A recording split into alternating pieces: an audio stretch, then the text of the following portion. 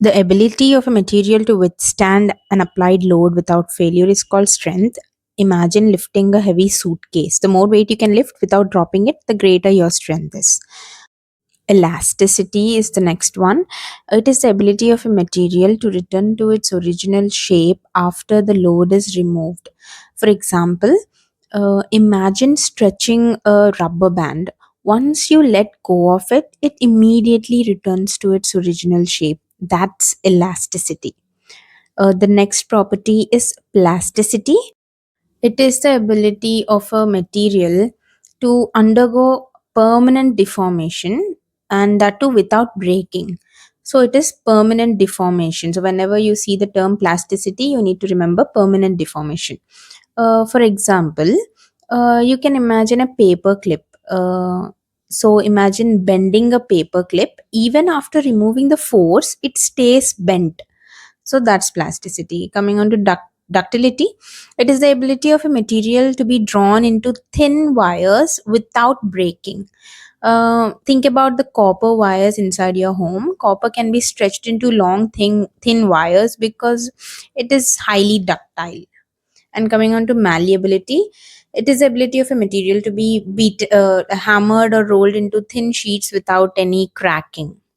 And for example, you can imagine a goldsmith hammering a piece of gold into a very thin sheet for jewelry. That's malleability. And coming on to brittleness, it is the tendency of a material to fracture with little or no deformation. You can imagine a piece of chalk. So dropping a piece of chalk, instead of bending, it snaps almost instantly. That's brittleness. Coming on to the next property, it is toughness. It is the ability of a material to absorb energy before breaking. So, the amount of energy that is absorbed by the material before breaking. Example, construction worker's helmet. Even if a heavy tool falls on it, it absorbs the impact. Coming on to hardness, it is the ability of a material to resist scratching, indentation, or wear.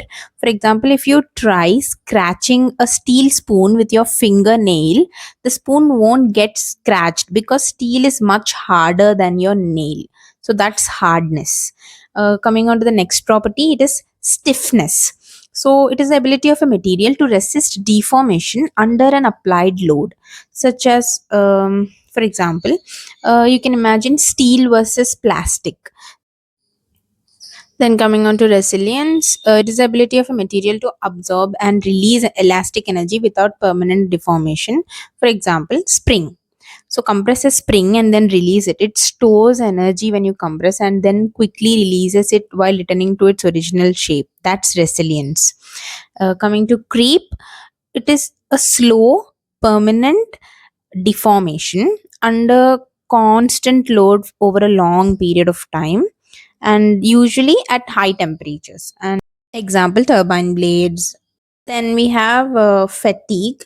Fatigue is the failure of a material due to repeated or cyclic loading, as we call it, even when each load is below its maximum strength. For example, you have bridge or aircraft wing or car suspension. All these are examples of fatigue failure.